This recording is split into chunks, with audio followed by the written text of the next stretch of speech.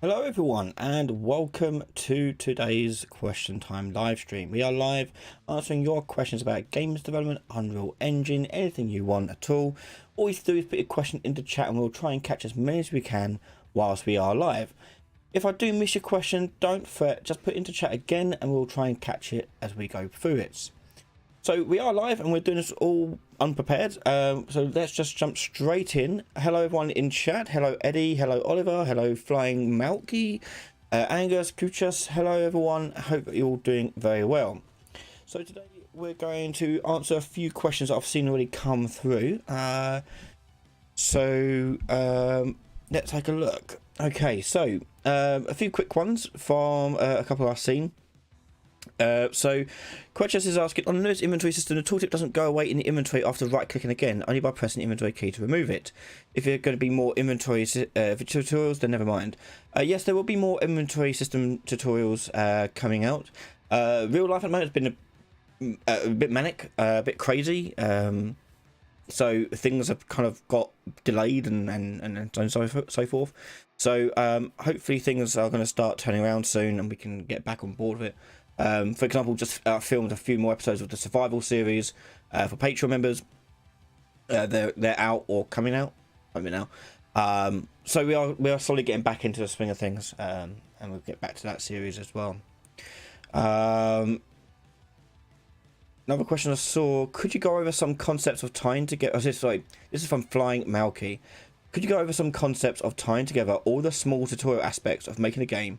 How you have to use a system to easily populate your game once you have your systems in place, i.e. master data table of all item categories with own data tables for weapon, armor, etc. Struggle translating the tutorial version of things to something more suited to pumping in tons of sword animals, punch animals, knife animals, etc. Yes, so this goes not just for my tutorials but for every tutorial that you ever see for every subject in the whole entire world, not just games, talking about science, maths, everything.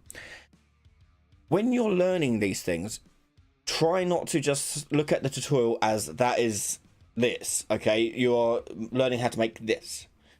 Try to understand the lessons that are happening inside of the tutorial. Learn about what you're learning, the concepts you're learning about.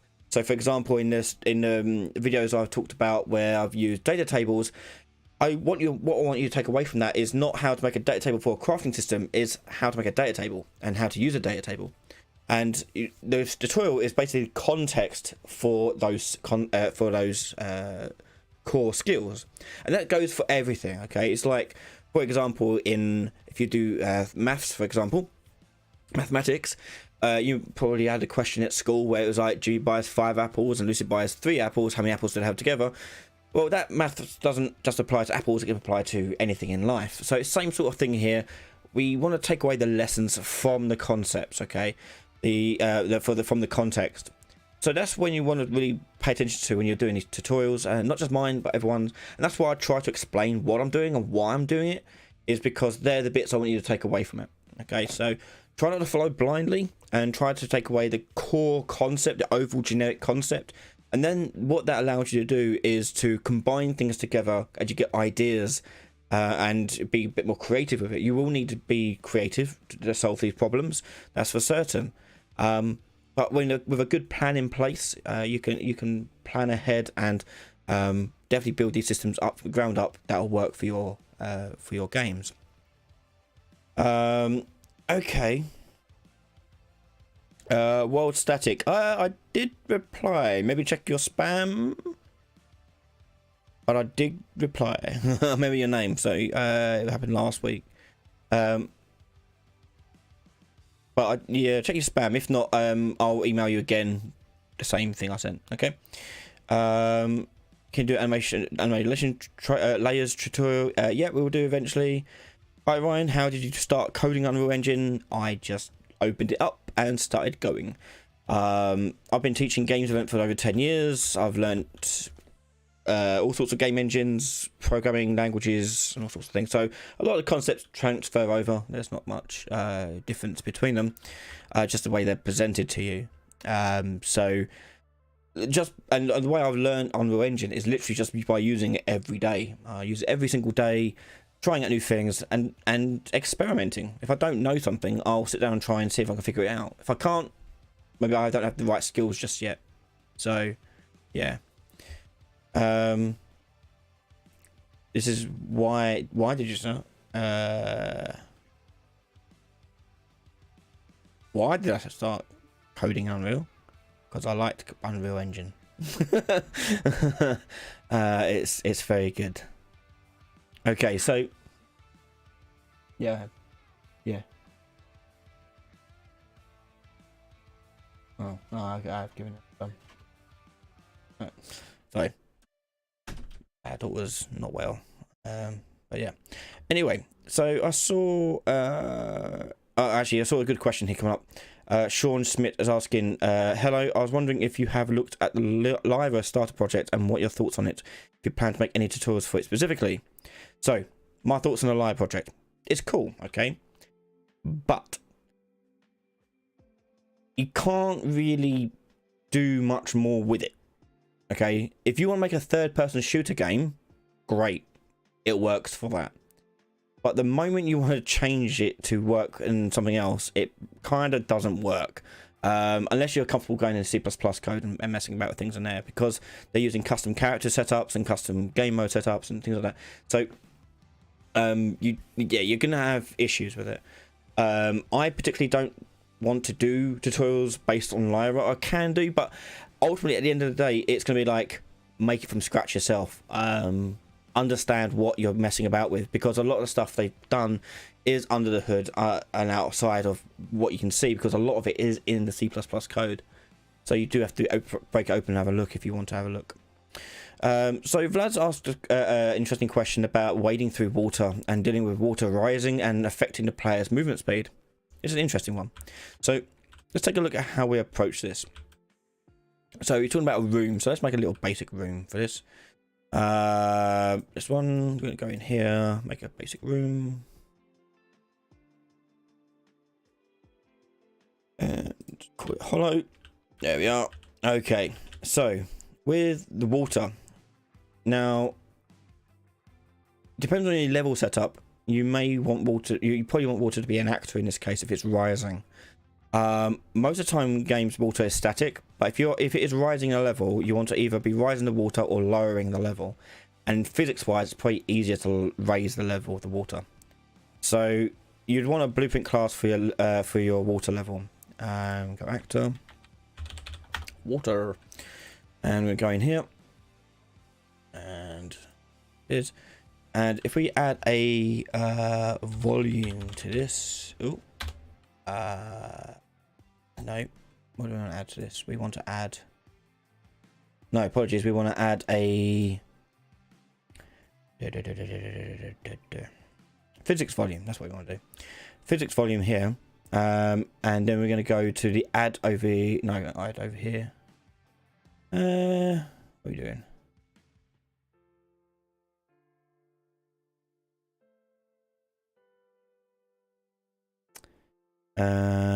Okay, we're gonna make a custom physics volume basically. So we want to, if I delete that, let's start again. We're going to here. Hopefully it's already in here. Physics Okay. What's an easy way of doing this without going through the whole process of making one from scratch?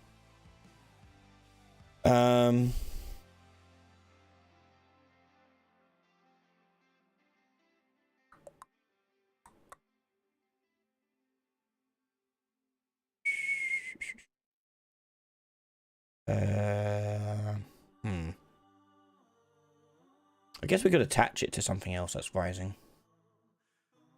That could be a solution to that.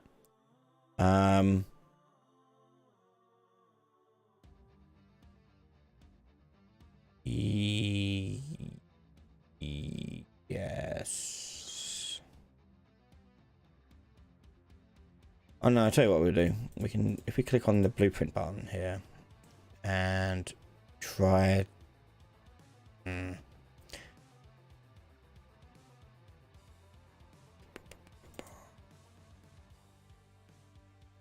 Yeah, so you need a parent class. Let's see if this comes with it. The volume.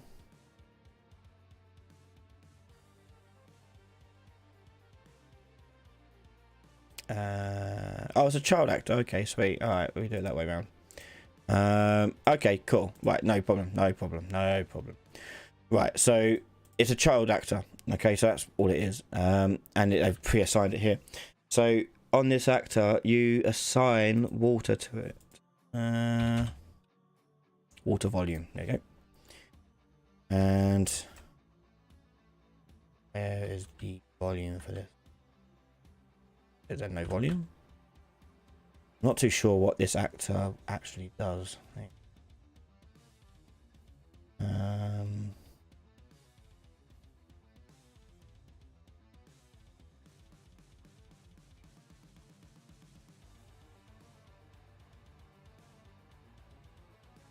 Yeah, I can't.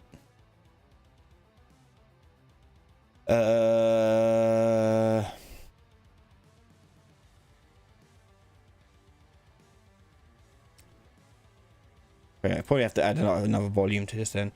Okay, so we'll try it. We'll figure it out as we go. Hi everyone, how you doing? Do you know how to play particle effects on the widgets? Not with anything that's default in the engine. You can render it to a render texture. Do it that way. Yeah. Right. So this box here. Okay. Let's just see if this works with this. Okay. I compile that and there. Yeah. Step back. So if I walk into it.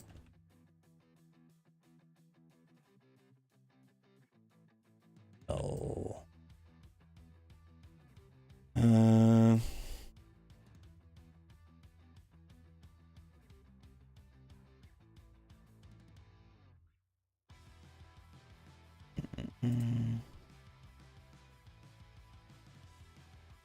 The volume.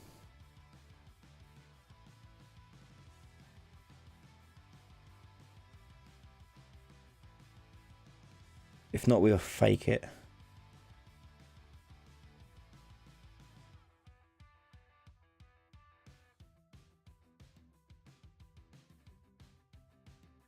Oh, crash. Great. But while that's loading, we're waiting for that to load back up.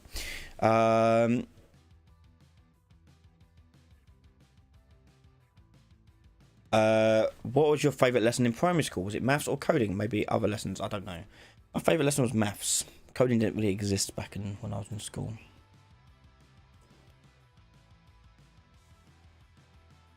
Right, we're going to do a fake way of doing this then, because I don't trust that physics volume. We want a volume. We'll do this one, water volume.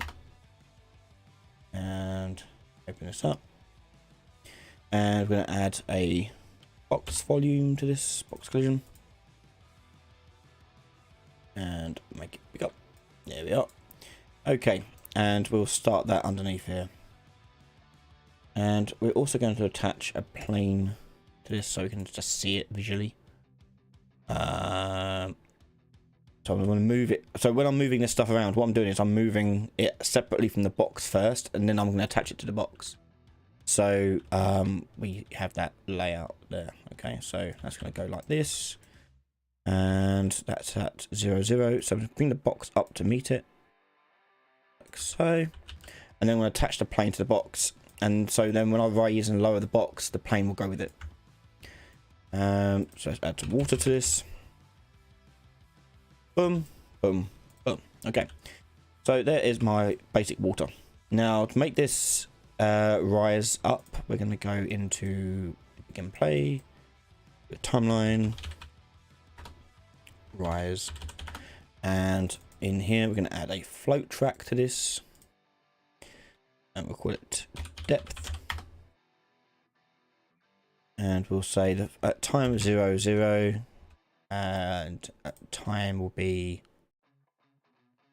30, and then that'd be like 100, whatever. Okay, and I'm going to change the length of it here to 30. That'll do. So I'm going to go back to here, and I'm going to go to my box, and I'm going to rise the box up. So I'm going to do set world location, and I want to, not world location, relative location. Lose my mind. Relative location. So set relative location, update, and we're going to split that, and we're going to add this to the depth. Okay. On the Z, so it goes up. Let's just see if that works. Okay. Drag that into our scene. So there's my water. Hit play, and it's rising up. Okay, up it goes. I'm going to turn off collision on it because that moment's got collision. That plane. No collision. Box you want collision, but it will be like overlap only, so it's fine. Okay. Why is that starting so high?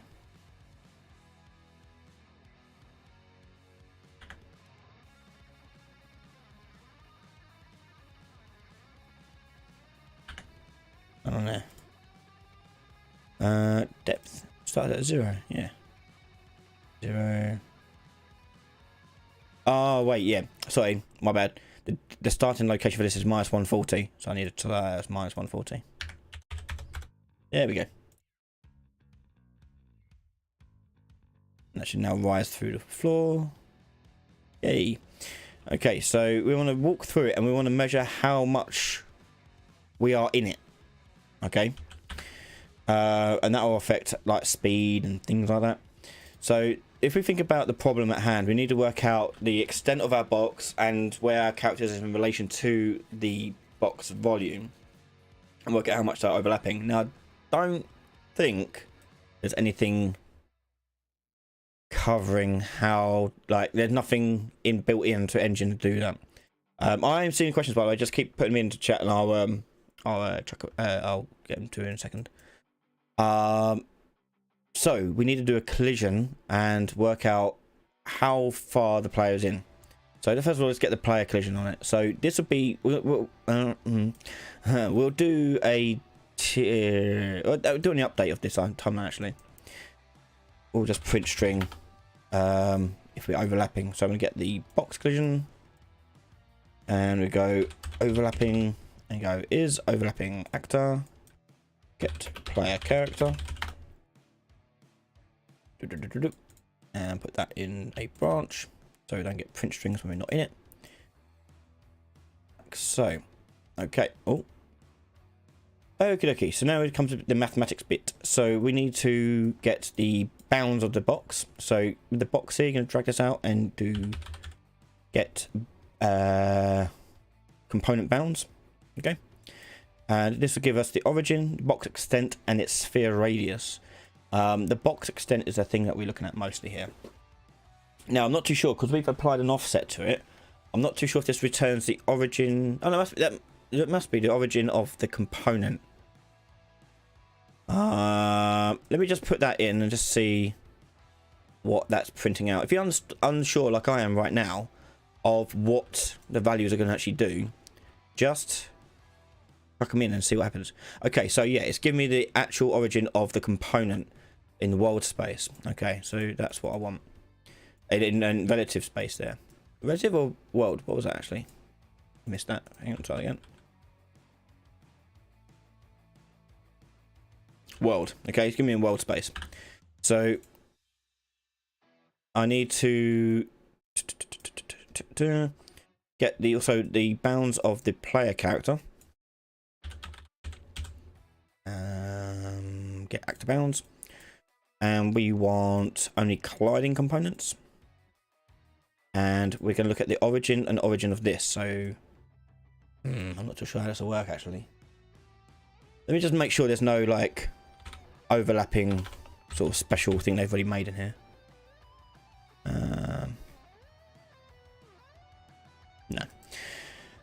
No. Okay, so I need but the player's location and their extent. Their location, by the way, is their hip, so it'll be up a little bit. So we want this and okay, well, let's just get a distance between the two origins here. We might just do just distance between the two. And we only want sorry, we need to split that. We only want the Z value, so I'm going to do break vector,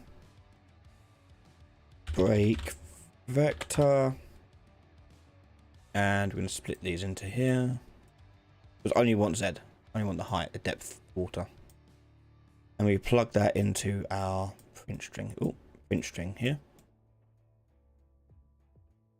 And there we go. Okay, so this should return the depth of the water versus our character. So baby steps, working out baby steps. Okay, so there's my character. That's 210. So it's getting closer to 0 because they're getting closer and closer together. Okay, so ideally what I want is as soon as it comes through the water, the water comes through the floor, it should be set at around about 0. So I mean, this works, this bit here. So what value does it come in at when we start here? Let's look. The height, the height of the character is about 80. Now it's like 220, 20. Okay, so what I think I need to do is take the box extent of the Z value of our actor here. Break vector. And the box extent of our water.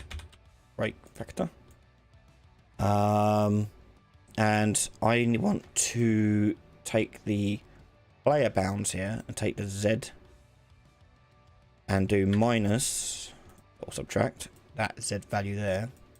Okay, let's just put that in as it is and see what happens here.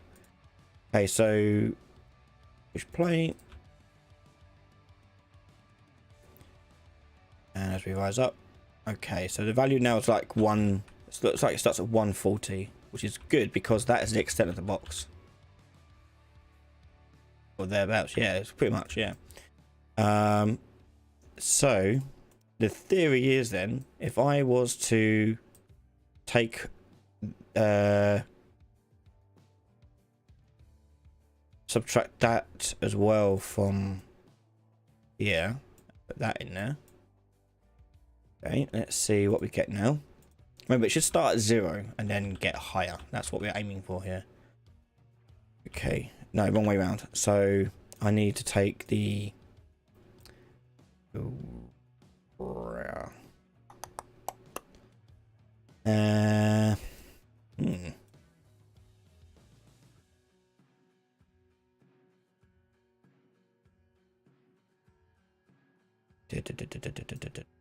How to get the depth of that?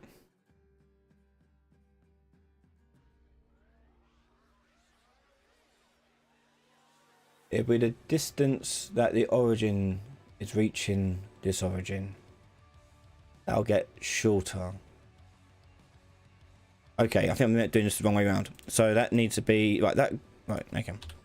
So this distance here goes into here, and that gives us the offset origin. So that's basically our feet get wet. And then I want to take the distance value and take it away. No. Hang on. I've got distance of the foot, distance of the origin here. That'll get closer, getting closer to 0. When it reaches this point, should be 140. So I need to add extent onto it. Make sense?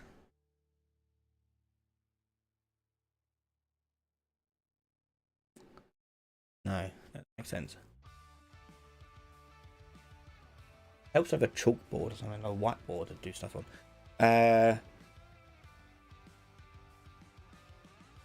Rising water level.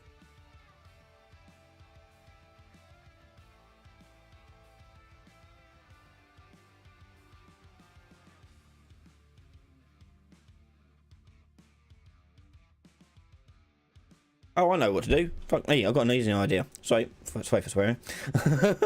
A much easier way of doing it. Okay, so while it's doing this, hang on, let's get rid of this stuff. I don't know about this. Oh wait, I still want the overlapping bit. Hang on. Okay, so we're checking the overlapping of the actor first thing. But here's a better way of doing it. I'm going to do a line trace down from the center of my plane until it hits the floor. So I'm going to go to the plane. I'm going to do a line trace by channel. And put that there.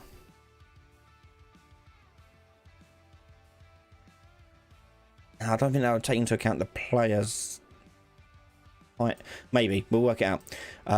So we'll get the plane, we'll get their location in the world, and put that in the start point. The end point is going to be the same location but going down. So we're going to do minus and do, I don't know, maximum depth of like 1,000, whatever, and put that into there. So that should go down straight away. And when we go down, we'll put a branch in. And out hit will break, and this outputs a distance, and as it's going up above the floor, that distance should get higher. So if I leave that like that and play and stand in where the water's going to rise, there you go. 28, 29, 30, 30 to 40 and so forth. So it's getting, so we're getting the distance that the plane is from the floor. Okay, so that's cool. We got that going down, and then we're going to do a but then it comes down to like the player, so we have to offset the player's distance from the floor as well. So we got a line trace for the water level, and we're going to do a line trace for the player as well. So let's just move that along here, and we're going to get the player character and put that in there. And this is a very rudimentary, rugged looking thing. And then we're going to do a find floor of this thing.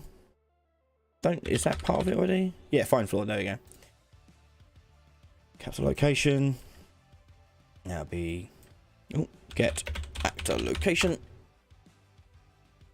And this is basically like a line trace, but done for you already. So you just split this, and you can get the hit result. You also get, oh, it's really here. Look, go floor distance. Okay. So I can then use that and take this distance away from that distance there. Distance there. And we'll say print string that value. We'll say. Right, so push play. Stand in the water. Okay, so that's like 20 odd. Oh, I'm outside the volume at the moment. Hang on, wait. I think it was working. Hard to tell because it's going by so quick. That's 130, 140 now, but if I jump, yeah, it works. Okay, it went down to like 110, 120, but as I'm jumping, it's still rising, so my depth is still getting there. Okay, cool. Okay, so that works. Okay, so we've got that volume rising up here. So to recap, what we're doing is we're doing a line trace from the plane of the water, the surface level of the water, going down to the floor. Doing the same thing for the player, but it's a lot easier just to find floor on the player. And working out distance between the two by taking away the floors, the water's distance from the floor, and taking away from that the distance the player is from the floor. And that gets us the difference, which is their depth. So now you've got the depth, you can then plug that into a curve of some kind to indicate their speed. So let's make a curve quickly. And we're going to miscellaneous curve, and you choose a curve float, and we're going to do water depth speed. Okay, and in here we're going to add some keys. They change the key that it uses all the time. Enter. There we go. And that's going to be set to right. So the first point, this is a curve, by the way, is how you input like a curve of values. So when depth is 0, this is going to have an input of 1. Okay, so it's not going to affect any way about the speed. So it's like a multiplier. So 1 is like a normal speed. And then I'm going to go and add a few more. So when the depth here is, we'll normalize it as well, based upon the player's size. So when they are half submerged, we'll say you go 0.3 speed, and then we'll add when you're fully submerged, that's 1, and then we'll go 0.1. Okay, so there is our curve, and make it more curve like. We select the keys and we'll just go auto and make it more curvy. Okay, so now we've got that, we are going to apply that to the player's maximum walk speed. So I want to normalize this distance here, and the normalizing is basically taking the hard values and converting them to a value between 0 and 1. So I'm going to take this here and normalize. Oh, American spelling. Normalize to range, and we need the range maximum here. So this goes between 0 and whatever depth we want to cut off talking from. So I'm going to take the height of the character. So the bounds of the character are, oh, I've got rid of it, hold on. Get that and type in bounds and get out to bounds. The bounds of character are the box extent. The box extent is the half size. So if you double it in the height, that is, so split that, double this, I'll guess the full body height of the character. And I'll just give it a little bit more. I'll go like 2.2, whatever. And then put that into my range max, and that'll give me a normalized to range, which I can then clamp to a float. Okay, so it's now going to not go below 0 or higher than 1. Okay, we're going to take our player character again and our character movement. Getting really messy, but I said more time later I could tidy it up. Character movement here, and I'm going to do set max walk speed, and I'm going to plug that into there. And the max walk speed here, what we could do here is multiply here 600 by this amount here. Okay, so this note is now much bigger. Put it over here and just stretch it way out.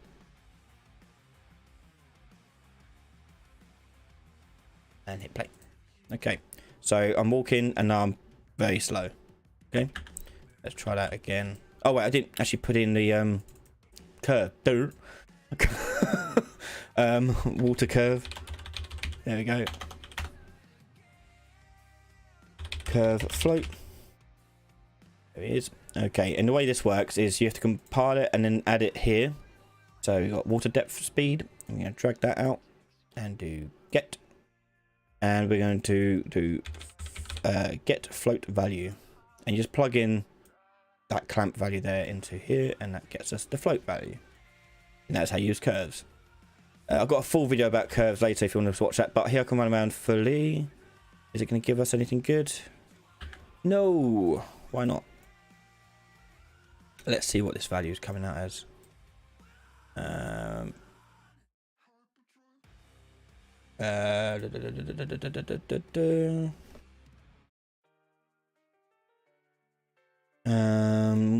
We'll take print string. Not that one. Oh yeah, actually we'll do that one. Oh no, it's going down.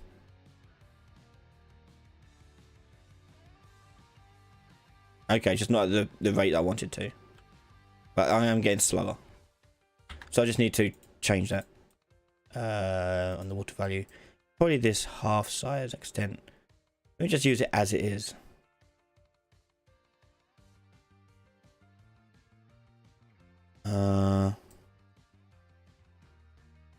Yeah, let's try that. No, still way too much. Okay, I'm just going to put this normalized range here to like 80, 90 to 90. Okay, so now I'm very slow for water and now I'm stuck at 60. Okay, so that's how we can do that. Long story short, there we go. Right, don't worry. Right, finally we can go back to some other things. Igor Bagalev, Ryan, are there any certifications on UI? So I can prove my skills or something? Currently not. No. The only thing that they have is on their UE4 or UE5 portal. You can do the lessons and you get badges for it, but that's about it. There's no like official certification apart from the Unreal Authorized Instructors one, like I've got. David's asking, will you do a TPS FPS RPG project tutorial in UE5? It would be very useful. Yes. So long story short, I once did a FPS RPG series, but it was going a bit awry, so I stopped it. But I want to do it again, like better. So we're going to do it in Unreal Engine 5 when we get a chance to. Question from Ismail: will the survival game series continue? Yes, I've recorded 2 episodes of it this week, and they're up for Patreon right now. So more of that is to come, but it's over on Patreon at the moment.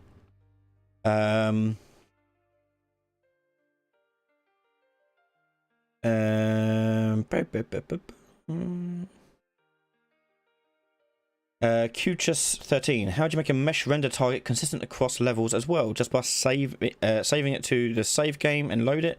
I'm very interested in this so I can have armor or weapons change on my character. This is shown on my inventory. So you want your mesh render target of your player you're talking about with the different armor on? Is that what we're talking about, Qchus? Earthphone, this is Unreal Engine 5.02.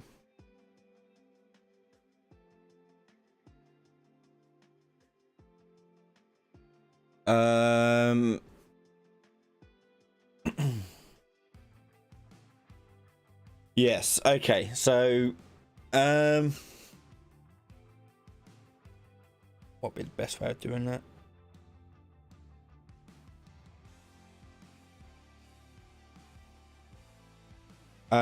If you want it like animated as well, you can't really save it. It's not a static image then. So you basically want to disable a specific set of lighting on your character. I mean, you could just make an enclosed space that it's in and make a little studio for your character. Make that the render target for that. You could do something like that as a workaround. But yeah.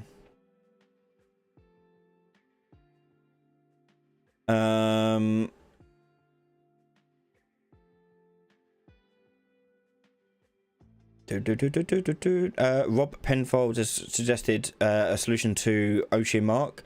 How can I make a progress bar constantly going empty, so like from 1 to 0 slowly? And Rob's responded, have the value decremented by every tick? You can do that, but the problem that using the tick in that sense is the tick is based upon the system clock. So if your game is running at a faster frame rate, the tick is going to go faster, and therefore the progress bar is going to go down faster. What you want to do is worry more about using the actual time settings in your game. So using a timer really does help for that sort of thing. So demonstration of this, make a little widget.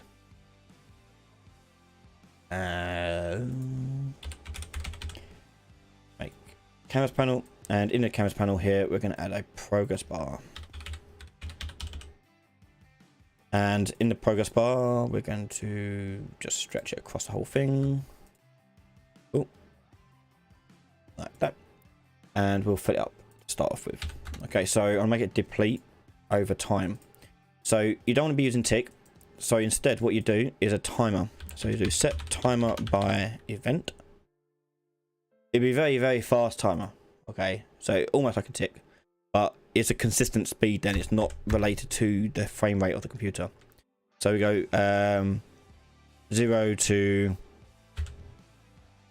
0.05, let's say, looping, and we'll do custom event decrement bar, like so, and you can do progress bar here, get percent, and we're going to do set percent. This is just a way of doing it. There's a few, but you do set percent there, and then the percentage you want to do here is just basically you're doing minus and then whatever amount. But keep in mind this is going every 0.05 seconds, so this has to be a very small number, so 0.001 for example, and we'll put that in there. Now if I add that to my character, oh, there we go, it's in here, and we'll just do a begin play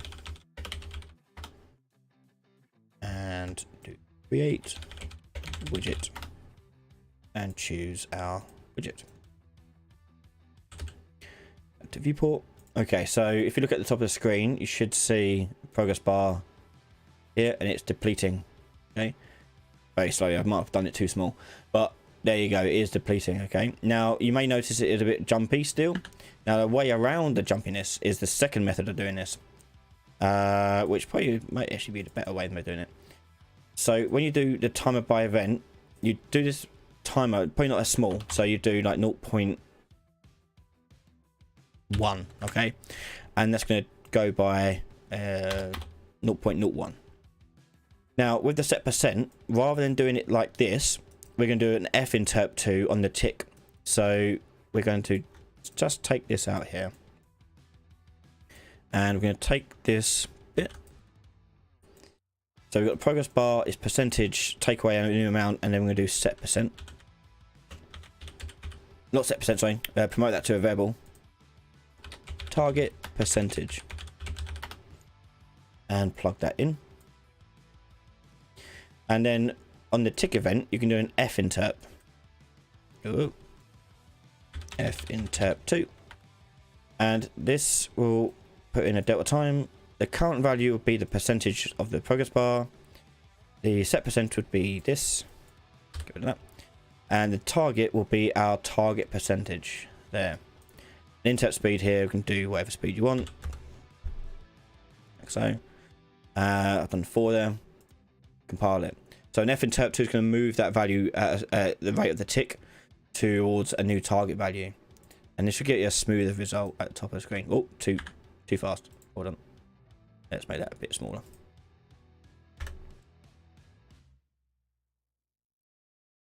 Still too fast, hang on. Percentage is set to 1. It takes 1 second. Hold on, what's going on here? Oh wait, target percentage is set to default. I need to set to 1. There you go. That'll be why. Okay, there we go. Right now it's definitely too small. Hold on. 0. We'll do 0.1. So every second is going to lose 10%. But you get a smooth transition of that bar losing 10%. But you just change the speed of your event bar there to do whatever you like. But that's the safer way of doing it.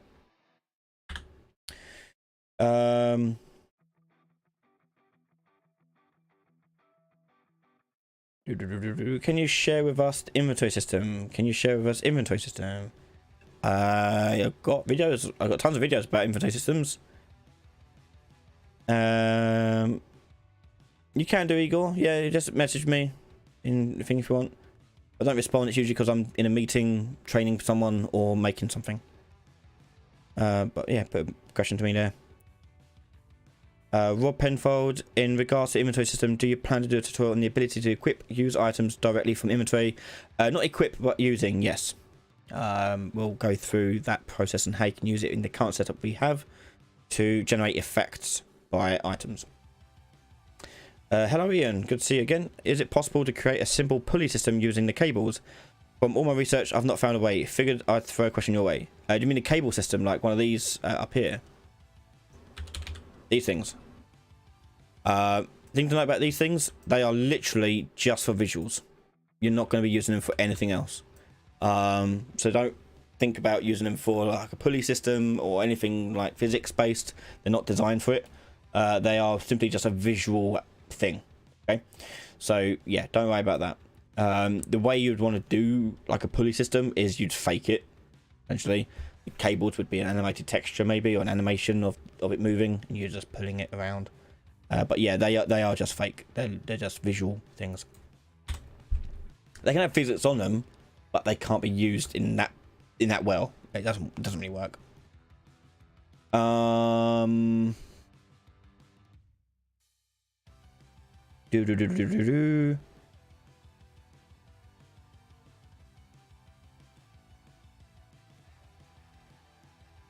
Okay, so questions from yeah, fake it till you make it. Yeah. So question from Super Daniel.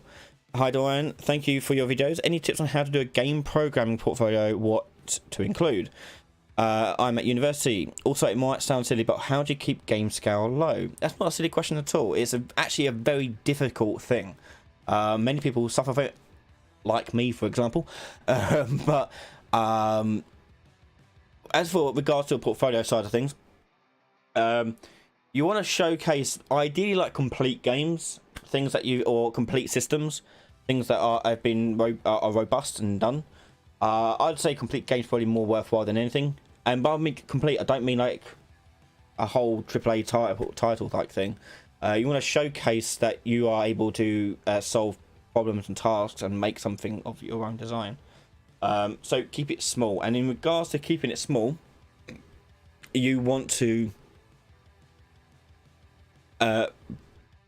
when you're thinking of the idea, write up the plan in like Word or Docs or whatever, and do not add features to it. Just leave it as it is, as the original plan. Don't creep in more features. It's very, very hard not to, especially when you're working on your own. It's a lot easier when you've got a boss above you to telling you what to make and what not to make. But you want to avoid that bit. So a good tip is just put on like a whiteboard. Sorry, why do I keep saying blackboard? No one uses blackboard anymore. Put on the whiteboard like these core concepts. So these are the core features we must add to our game for it to be a minimum viable product. So that's the best way of doing that. Think smaller. yeah. Always think smaller. When thinking small, so if a game essentially is a bunch of systems working together, that's all a game is. Systems include things like movement, combat, inventory, quests, navigation, exploration, all those sorts of things. Okay. For your first few games, especially ones you're making on your own as sort of learning aids, try to pick a game that has, say, just one system. That's it, just one system. So maybe it's movement is the only system you're going to write about. Okay, cool. Oh, you make a game like Doodle Jump, or a maze game of some kind. Okay, so something very simple. Maybe you want to focus on combat. Okay, maybe like a click shooter where you click around and like a light gun game type thing. Maybe you want to focus on inventory, I guess. Making a game about inventory management. Okay, so you think about those sorts of things. And then as you progress into making games more and more complex, you're adding systems to it. That's all you're doing. And so, okay, now my movement has combat. So inside the, so say the maze, you now got things attacking you whilst you're in there. So you've got to defend yourself and fight back. Maybe you're going to do an inventory system that now has a shop in it. Okay, so now you can sell stuff through a shop interface like that. But whatever it is, start with like 1 or 2 systems, and that's it. Don't go much further than that. This is why RPGs are recommended not to make, because they are full of systems. They are all sorts of things. So try to avoid RPG-like games or RPG elements. Try to stick to something very simple. Yeah, my first game I ever made was a simple 2D game. Where you controlled a llama going left and right, and there are farmers coming from the top with their pitchforks, and you had to avoid them. That was it. That was literally all the game was. Okay, and they get faster and faster and faster. So that's literally the whole game. The second game I made was a game where you play as a virus inside of a person's body. And it's like a very simple maze. You have to go around, and there's white blood cells, and all you have to do is move around this thing and hover over the infection cells, so you can infect them all. And you've got to infect them all before time runs out, before you become immune. The guy becomes immune to you. And so white blood cells just moved around. You just had to avoid them. That's all. There's no AI, no stealth, nothing like that. It's just literally a maze, essentially. So again, one system, just movement. The next game I made after that was what was the next game I made? Probably the Titanic game, was it? Made a Titanic game at university, which was a lot more ambitious. But basically, just the game is you just explored and got out of the sinking ship, and you had to find a key, essentially. And that came in with like some side quests and some like little mini game as well. Just because I finished it really early and had time to add more stuff to it, so I did. So yes, try to stick to a very simple system-based game like that. It's based on one type of system. And also just try remaking games. So there's a reason why you see lots of tutorials of people like how to make Pong in Unreal, how to make Pong in Unity. It's easier to copy someone else's game design and try to replicate it, because it's already been done for you. The hard work's been done. The creative part you don't have to worry about. So try to do stuff like that. So I usually get students, when I'm teaching in a class, I usually get them to make a maze game first, then I shoot them up next to teach them combat and basic like movement stuff and AI movement stuff, and then I go on to do a platformer with them, so I could do a bit more AI. Yeah.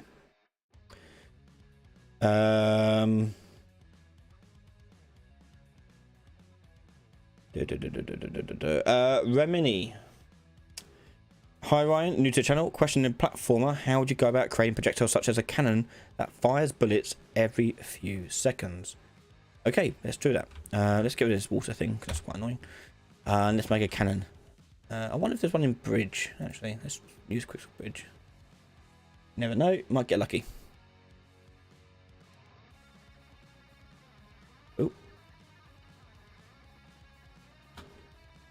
Oh, there you go. Sweet. Let's just put him in here. That's a Gatling gun. That's not a gun. That's not a thing. Alright, maybe not then. Okay, we'll just make a crappy looking one. So we'll go into our actor class. We'll make a cannon. And we're going to open the cannon up. And we're going to add some amazing model skills here going on. We're going to add in a cylinder.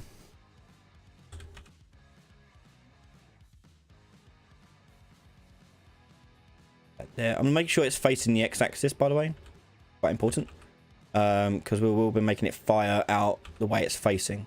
So yeah. By the way, little tip: when you're moving stuff around, you see the arrows here are slanted. This is because they've been told to follow local coordinates. If you go up here, you can change it from local to world. So I can make. Oh, I can now, even though it's rotated, rise it straight up. Okay, little tip there. Okay, so let's now make some wheels.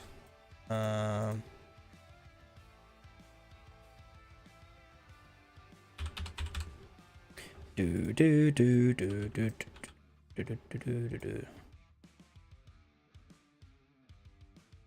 amazing cannon.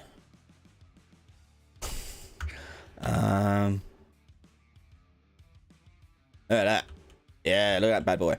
Okay, so let's raise it up a little bit so it's not just sitting around underneath the level a little bit. So you want to line up the bottom of that circle with the floor.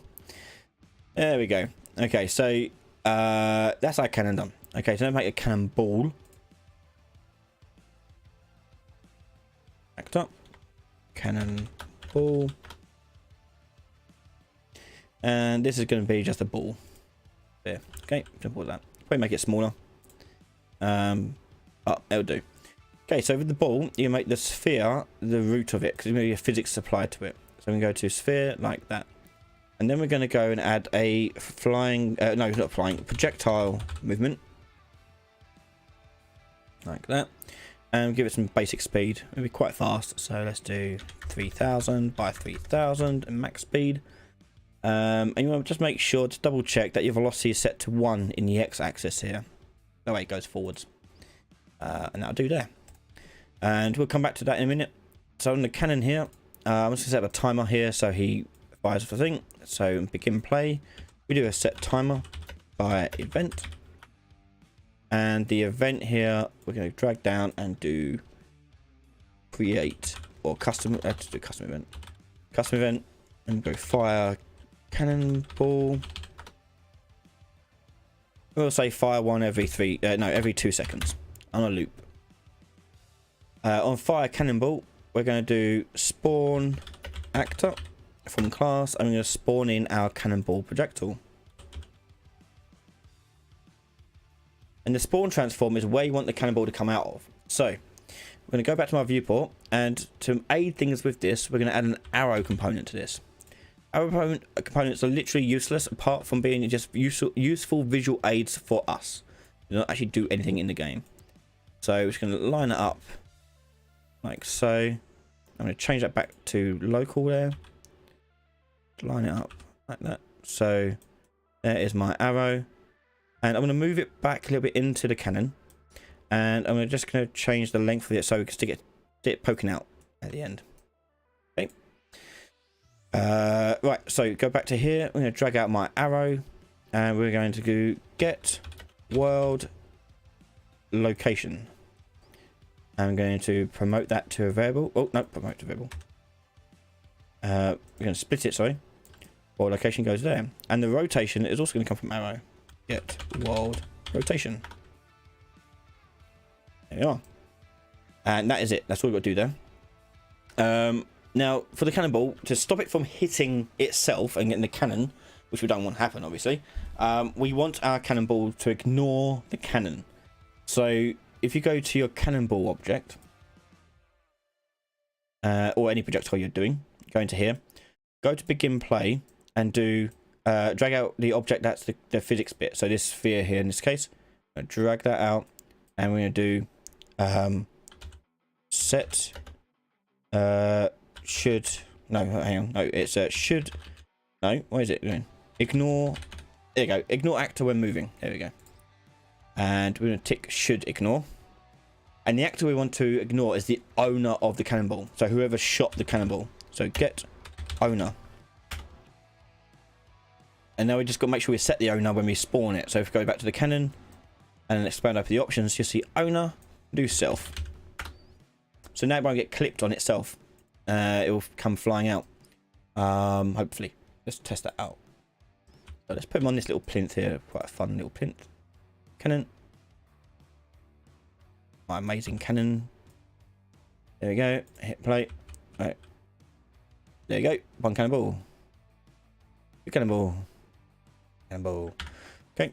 Cannonballs obviously need to be rolling around and bouncing around. So I'm going to go to my sphere. Projectile movement actually we'll do. Should bounce, and we'll turn on physics for the sphere as well. I want to make physics. Yeah. Okay, try it again. Bonk.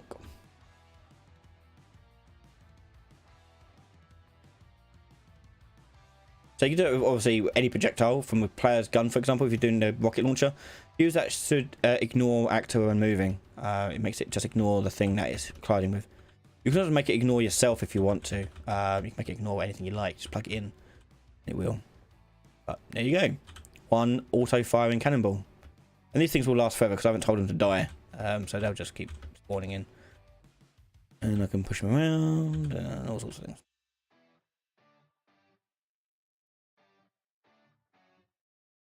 But yeah, that's fun. Cool.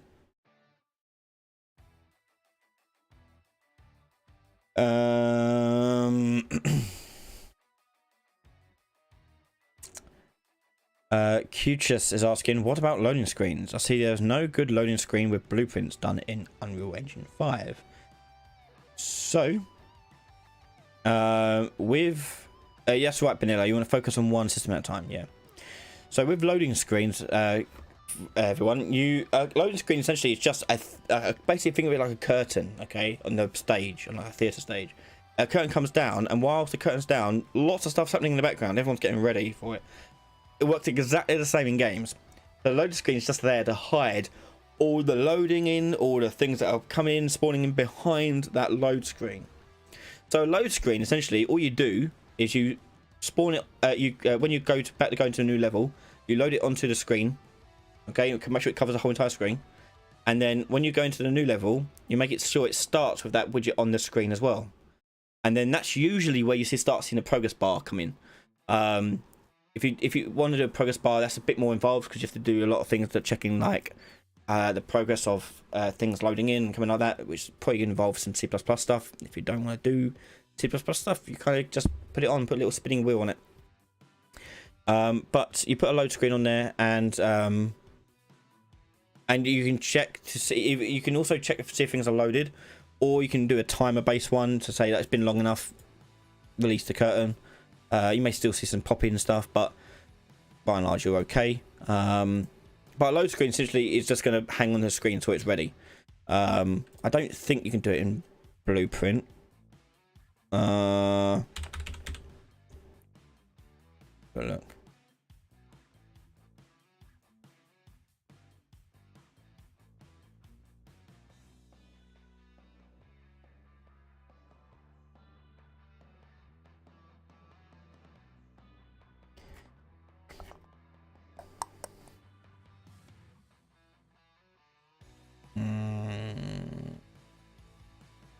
Don't see any progress tracking. But anyway, you can use this thing here. So is level loaded? Oh no, that's level streaming. I guess you could use that. Could use that if you're doing level streaming, but I don't see any progress tracking inside of Blueprints. Could be wrong, but I don't see it.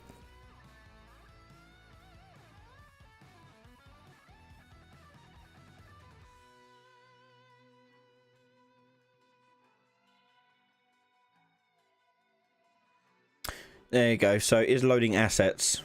Returns true if the asset registry is currently loading files and does not yet know about all the assets. So if you, on the load screen, you do a periodic check to see if this is false. If it's false, then bring down the curtain. Okay. That's that. Obviously, if your game's small, that load's going to be very, very quick. But yeah.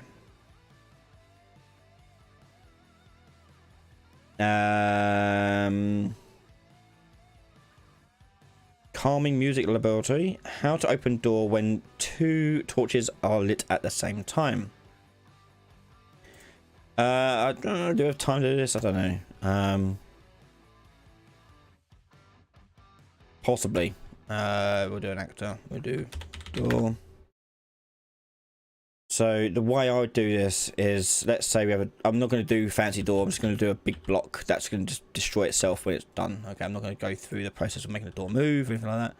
Don't have time, and I've got tons of videos on doors. But we have this, okay. And you want the door to have a key or switch or button associated to it, okay? So you can make another actor, which would be like a switch. Because also all it is, a switch is the torch on being lit at the wall is just a switch, is on or off. So it's just a switch, essentially. So just go in here and we'll add a particle effect, I guess. And we'll go fire. You know, fire. And add a volume as well, and the volume would be where the player has to go to turn it on. Okay, not volume, box collision. There we go. And that'll do. Okay, and I'll show you what we do in a second, but that'll do. Okay, so when this thing is entered, we want to trigger an event dispatcher off on this. So we're going to go to event dispatchers, and we're going to go on switch triggered. Okay, and on active begin overlap, we're going to check to see this is equal to the player character, and put that into a branch. And on there, we're now going to do a call switch triggered, and I'll make the particle system here and make it enabled or activated. Activate. So just make it not active at start. So let's take it down.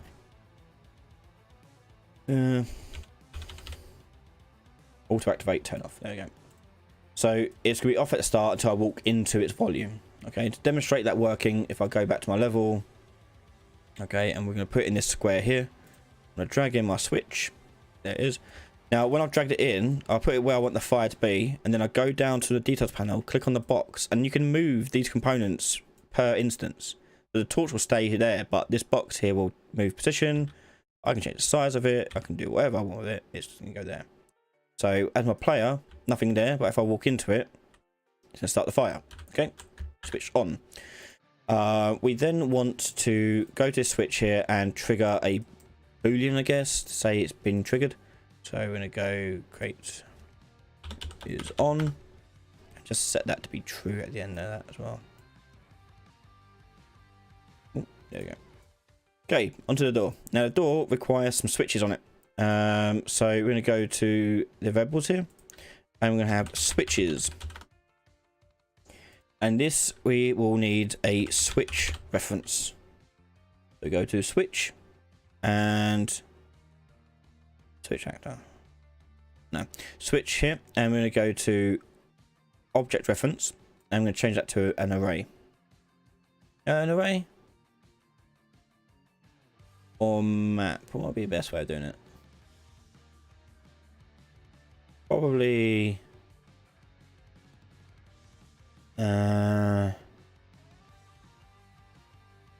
Yeah, let's do an array. So on here at the array, we're going to go to the event graph, and we're going to on begin play just get the bindings of that switches. So get switches, do a for each loop,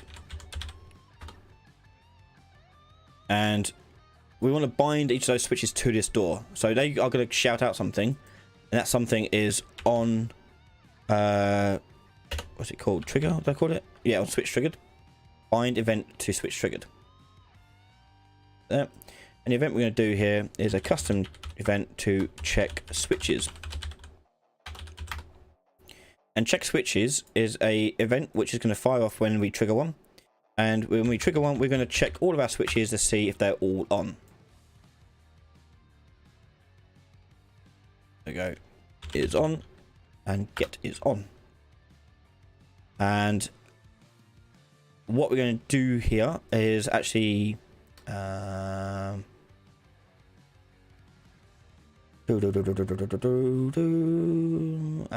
that's on, we'll make this a function. Collapse the function. Okay, so if it's a function is on, we're going to put that into a branch there. And if it's false, we're going to return a local variable. And that'll be a ball single, and put on false and set that to false there.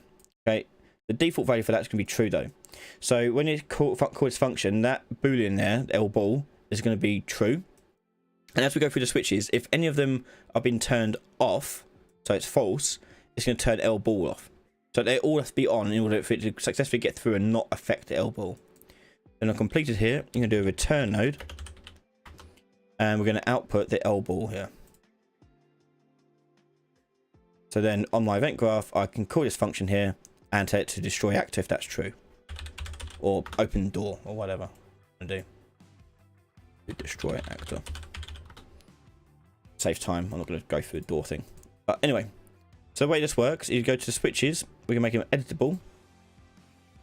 And then let's make another switch. I'm going to put this switch around here.